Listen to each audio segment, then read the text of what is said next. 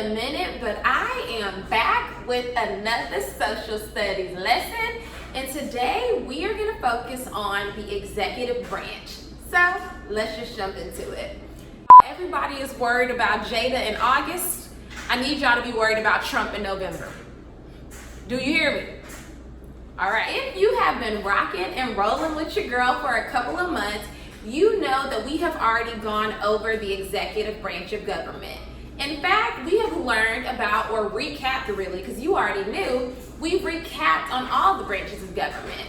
However, if you were a student in my classroom, we would focus on one branch at a time because it is extremely important that you understand the functions of each branch.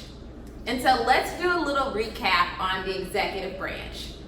The executive branch is responsible for carrying out and enforcing laws. Again, the executive branch is responsible for carrying out and enforcing laws. Y'all with me? All right. And so we also talked about federalism. Federalism is the concept of the shared and divided powers between local, state, and federal government. Federalism is the shared and divided powers between local, state, and federal government. These things exist and function together.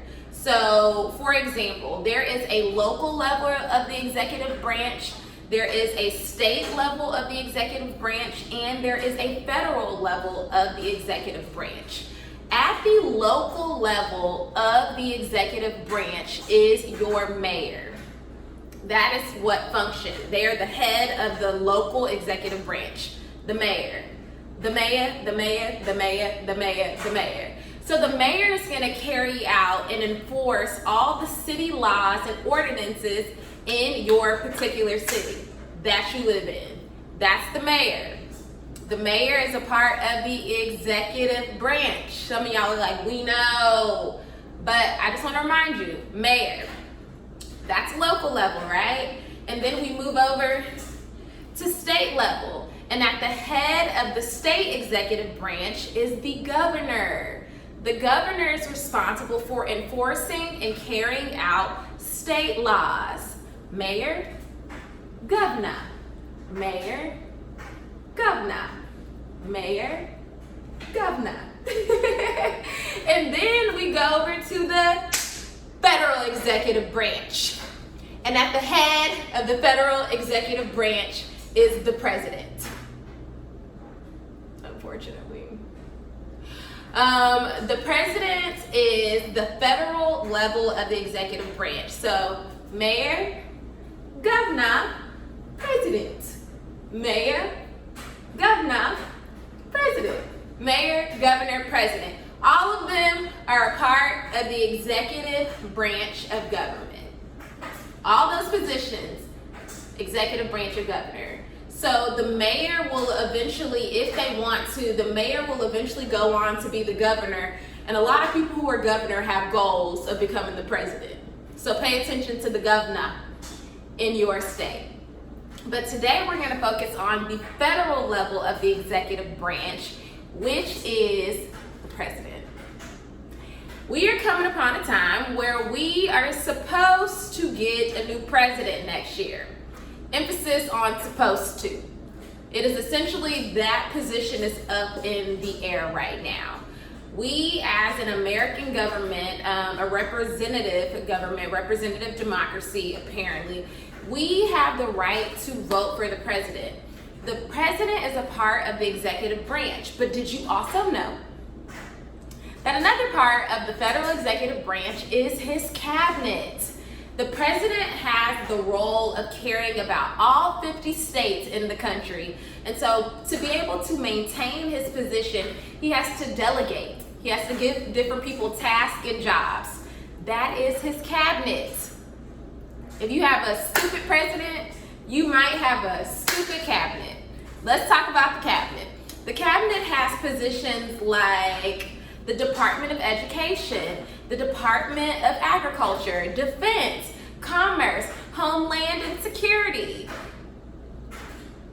For that reason, you need a president that is aware enough, smart enough and cares about enough people's interests to be able to elect a smart cabinet. Okay. So in the federal executive branch is the president.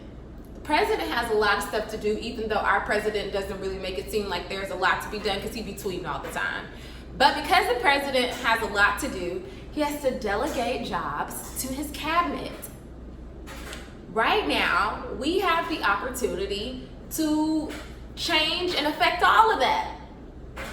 To get a new president and to hopefully switch up that cabinet, because Betsy DeVos is the worst. Said what I said. And so it is really important that you understand that the executive branch operates at 3 different levels. To be honest with you, the federal executive branch affects you, but not as much as your state and your local executive branch. At your state level of the executive branch, remember your governor is the head of the state executive branch. And so I hope you know who your governor is and what he believes, because a lot of the stupid things going on in your state have something to do with him. Sorry, not sorry. And then at the local level, if your city is running amok and it looks a mess and stuff is going on that needs to be handled, you probably want to be looking at who your mayor is. So mayor, governor, president. Mayor, governor, president. Mayor, governor, president.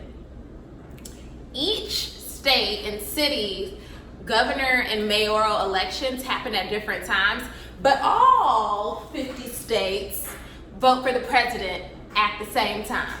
At the same damn time. At the same damn time. Okay. Vote for the president at the same time. I'm not here to tell you who you should vote for, but I want to remind you that your president also has to select his cabinet. His cabinet is over things that affect you, like homeland security, like agriculture, like defense, like commerce, like education, which boy does it need a lot of policy change. You want a president that knows what he or she is doing. Okay? Executive branch. I know this is a little different because usually I do IGTV, which means that you can watch this on IGTV and then go directly to my story and do the quiz. Today is going to be a little different. We're going to try it out, what it looks like to do it on YouTube, and see if people still go and do the test on my story. But your girl came back with another social studies lesson. Back with another social studies lesson. Bye, y'all.